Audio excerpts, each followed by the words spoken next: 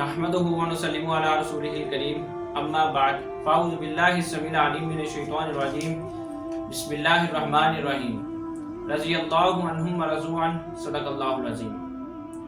मुअज़्ज़िज़ सामीन किराम, आज का हमारा जो टॉपिक है वो ये है कि मिर्ज़ा मोहम्मद अली इंजीनियर साहब ने अपने रिसर्च पेपर 5B में हज़रत मिक़दाम बिन मादी करब रज़ियल्लाहु ताला अन्हु वाली रवायत लाई है।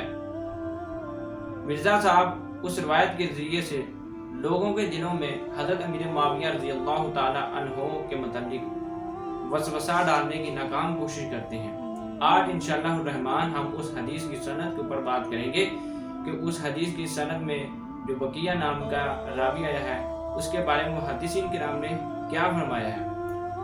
मुअज़्ज़िज़ सामीन किराम, उस रवायत की सनद के मुतालिक बात करने से पहले हम सुनन अबी दाऊद शरीफ की एक और हदीस आपके सामने रखते हैं कि जिसमें रसूलुल्लाह सल्लल्लाहु अलैहि वसल्लम ने इरशाद फरमाया।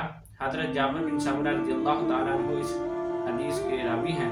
बयान करते हैं कि रसूलुल्लाह सल्लल्लाहु अलैहि वसल्लम ने इरशाद फरमाया कि ला यज़ालु हाज़ा दीन काइमन हत्ता यकूनु अलैकुम इस्ना अशरा खलीफतन कुल्लुहुम तजतमु अलैहिल उम्मा, कि यह दीन हमेशा कायम रहेगा यहाँ तक कि तुम्हारे ऊपर 12 खुलफा होंगे और उन तमाम खुलफा के ऊपर उम्मत का इजमा होगा। मुअज़्ज़िज़ सामीन किराम, बुखारी मुस्लिम की एक और हदीस है जिसमें रसूलुल्लाह सल्लल्लाहु अलैहि वसल्लम ने इरशाद फरमाया कि वो 12 के 12 खुलफा सब के सब कुरैशी होंगे। तो जब हम रिसर्च करते हैं तो हमें मालूम होता है कि उन 12 खुलफा में 5वें नंबर पर हज़रत अमीर मुआविया रज़ियल्लाहु ताला अन्हु हैं। हज़रत अमीर मुआविया रज़ियल्लाहु ताला अन्हु के ऊपर ये एतराज़ किया जाता है कि जब वो खलीफा बन गए तो सोने चांदी के बर्तनों को यूज़ करने लगे, और एक रवायत पेश की गई वो सोने को पहनने लगे। और दूसरी बात ये उनके मुतालिक मशहूर की गई कि वो रेशमी लिबास का भी इस्तेमाल करने लगे। तीसरी बात ये कि वो दरिंदों की खालों के ऊपर बैठने लगे। मुअज़्ज़िज़ सामीन किराम, सुनन अबी दाऊद जिल्द नंबर 2 किताब लिबास में यह हदीस मौजूद है। हदीस नंबर 4131 है, जिसमें ये तीनों बातें मौजूद हैं कि हज़रत अमीर मुआविया रज़ियल्लाहु ताला अन्हु सोने को यूज़ करते थे और रेशमी लिबास यूज़ करते थे और दरिंदों की खालों के ऊपर बैठा करते थे। तो जब हम इस हदीस की सनद में एक रावी आया है बकिया बिन वलीद, उसके मतलब बात करते हैं तो हमें मालूम होता है कि बकिया बिन वलीद मुदल्लस रावी है और अनस कहकर रवायत कर रहा है। आज हम 8 इल्लतें बयान करेंगे इस हदीस के ज़ईफ होने की। पहली इल्लत ये है कि बकिया बिन वलीद मुदल्लस रावी है और ये अन कहकर रवायत बयान कर रहा है। मुदल्लस रावी जब अन कहकर रवायत को बयान करे तो इमाम मुस्लिम रहमहुल्लाह बयान करते हैं कि उसकी रवायत काबिल कबूल ना होगी। और बकिया बिन वलीद के मुतालिक दूसरी हम इल्लत बयान करने लगे। पहली इल्लत बकिया बिन वलीद मुदल्लस रावी है। दूसरी इल्लत ये कि मुहद्दिसीन किराम इस बकिया के मुतालिक ये बयान करते हैं, इमाम अहमद बिन हम्बल रहमहुल्लाह का कौल मौजूद है कि हादा हदीसुन मुनकर व बकियतु मिन मुदल्लसिन युहद्दिसु ज़ुअफ़ा व यहज़िफु ज़िक्रहुम। और इमाम अबू ज़ुरा रहमहुल्लाह लिखते हैं कि हादा हदीसुन लैसा लहु अस्लुन, कि इस हदीस की कोई असल नहीं है। मजीद इमाम हाफिज़ बिन हजर अस्क़लानी रहमहुल्लाह ने अपनी किताब इत्तिहाफ़ुल महारा में, इमाम इब्न मुल्कन रहमहुल्लाह ने बदरुल मुनीर में, इमाम इब्न जोज़ी रहमहुल्लाह ने अपनी किताब अल-इल्लुल मुतनाहिया में, तारीख़ ख़तीब बगदादी रहमहुल्लाह ने अपनी किताब अल-कफ़ाया फ़ी इल्मिर रवाया में, और इमाम अबू हातिम अर्राज़ी रहमहुल्लाह के बेटे अब्दुर रहमान अर्राज़ी ने अपनी किताब इल्लुल हदीस ले इब्न अबी हातिम में यह बात दर्ज की है कि बकिया बिन वलीद मुदल्लस रावी और ये अन कहकर रवायत को बयान कर रहा है। मजीद इमाम अबू मुसर अल-गस्सानी रहमहुल्लाह का कौल इमाम ज़हबी रहमहुल्लाह ने अपनी किताब मिज़ानुल इत्तिदाल में और इमाम मिज़्ज़ी रहमहुल्लाह ने अपनी किताब तहज़ीबुल कमाल फ़ी अस्माए रिजाल में नकल किया है कि अहादीस बकिया लैसन नकिया, बकिया की रवायत करता हम अहादीस को नकल नहीं करेंगे। तीसरी बड़ी इल्लत इस हदीस के ज़ईफ़ होने की जो है वो ये है کہ امام مسلم رحمہ اللہ نے اپنی کتاب صحیح مسلم شریف کے مقدمے میں ایک قانون ذکر کیا ہے کہ مدلس راوی جب ان کہہ کے روایت کو بیان کرے تو اس کی روایت کو ہم قبول نہیں کریں گے۔ چوتھی بڑی علت جو ہے وہ یہ ہے کہ مولانا اسحاق جعلوی صاحب اور مرزا صاحب کہ اپنے خود کے یوٹیوب کے اوپر کلپ موجود ہیں اور ریکارڈ موجود ہیں کہ جس میں مولانا اسحاق جعلوی صاحب اور مرزا صاحب خود یہ امام مسلم رحمہ اللہ کا بنایا ہوا قانون اور ان کا ذکر کردہ قانون لوگوں کو بتا رہے ہیں کہ مدلس راوی کی ان والی روایت بغیر سماع کی وضاحت کیے قابل قبول نہ ہوگی۔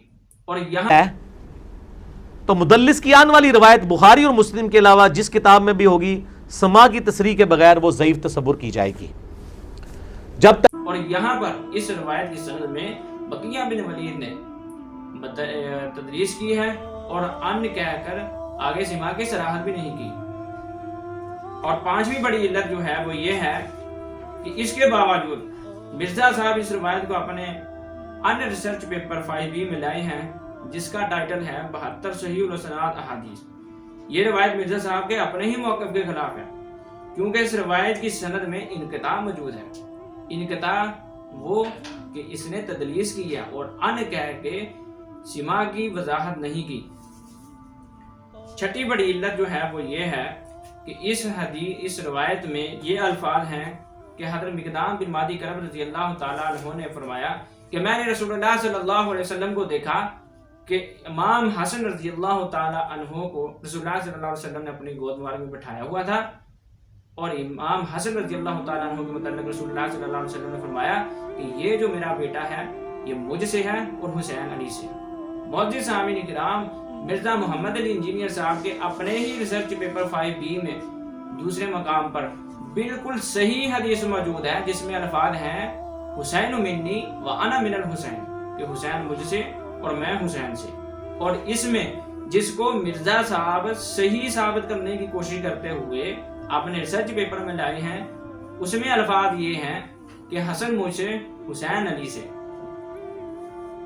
اور ساتویں بڑی علت جو ہے اس روایت کے ضعیف ہونے کی وہ یہ ہے کہ جب یہ روایت ضعیف ہے تو حسن آگ کا انگارہ تھا جسے اللہ نے بجھا دیا، توبہ نعوذ باللہ، یہ بات بھی ضعیف ہے۔ کیوں؟ یہ روایت ضعیف ہے تو یہ بات بھی ضعیف ہے، یہ بات بے بنیاد ہے۔ معزز سامعین کرام، جب یہ روایت ضعیف ہے تو پھر حضرت امیر معاویہ رضی اللہ تعالی عنہ کے متعلق سونے چاندی کو یوز کرنے کی بات بھی ضعیف ہے۔ جب یہ روایت ضعیف ہے تو حضرت امیر معاویہ رضی اللہ تعالی عنہ کے متعلق ریشمی لباس کو یوز کرنے کی بات بھی ضعیف ہے، بے بنیاد ہے۔ جب یہ روایت ضعیف ہے تو حضرت امیر معاویہ رضی اللہ تعالی عنہ کے متعلق درندوں کے اوپر بیٹھنے کی بات بھی بالکل ضعیف ہے۔ کیوں؟ اس روایت کے ضعیف ہونے میں محدثین کرام نے اجماع کیا ہے اور بتایا کہ بقیہ کی جو روایات ہیں ہم اس کو نقل نہیں کرتے۔ کیوں؟ یہ تدریس تسویہ کرتا ہے اور ان کہہ کر روایت کو بیان کرتا ہے اور آگے سماع کی وضاحت بھی نہیں کرتا۔ معزز سامعین کرام، لاسٹ جو ہمارا پوائنٹ ہے وہ یہ ہے، آٹھویں بڑی علت، کہ مرزا صاحب نے یہ ضعیف روایت نقل کر دی۔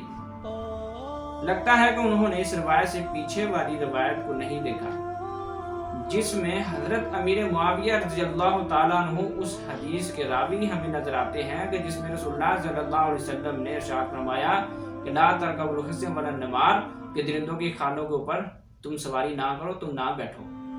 یہ کیسے ہو سکتا ہے کہ ہوں صحابی رسول، ہوں کاتب وحی، ہوں رسول اللہ صلی اللہ علیہ وسلم کے سسرالی رشتہ دار، ہوں رسول اللہ صلی اللہ علیہ وسلم کے شاگرد، اور ہوں اس روایت کے راوی جس میں رسول اللہ صلی اللہ علیہ وسلم منع کرتے ہوئے ہمیں نظر آتے ہیں کہ رسول اللہ صلی اللہ علیہ وسلم خود ہمیں بیان فرما رہے، منع کر رہے ہیں کہ درندوں کی کھالوں کے اوپر تم سواری نہ کرو، اور اس روایت کے راوی حضرت امیر معاویہ رضی اللہ تعالیٰ عنہ نظر آتے ہیں۔ 4131 نمبر یہ روایت تو مرزا صاحب نے نقل کر دی، مگر 4129 نمبر روایت انہوں نے نقل نہیں کی۔ اگر نقل کر دیتے تو سچ سامنے تھا، دن اور رات کی طرح سچ اور جھوٹ سب کے سامنے عیاں ہو جانا تھا۔ لہذا انہوں نے خیانت کی ہے کہ صرف اپنے موقف کو ترجیح دینے کے لیے حضرت امیر معاویہ رضی اللہ تعالیٰ عنہ کے متعلق لوگوں کے دلوں میں شیطانی وسوسہ ڈالنے کی کوشش کرتے ہوئے یہ روایت تو نقل کرتی مگر سچ کو انہوں نے چھپا لیا۔ اللہ رب العزت سے ہم دعا کرتے ہیں کہ اللہ رب العزت ہمیں تمام صحابہ کرام رضوان اللہ تعالی علیہم اجمعین و بالخصوص حضرت امیر معاویہ رضی اللہ تعالی عنہ کے ساتھ دلی طور پر محبت کرنے کی اللہ رب العزت توفیق عطا فرمائے، اور اللہ رب العزت سے دعا ہے کہ اللہ رب العزت ہمیں اس محبت کا اظہار اپنے عمل کے ذریعے سے کرنے کی بھی توفیق عطا فرمائے۔ وآخر دعوانا الحمدللہ رب العالمین۔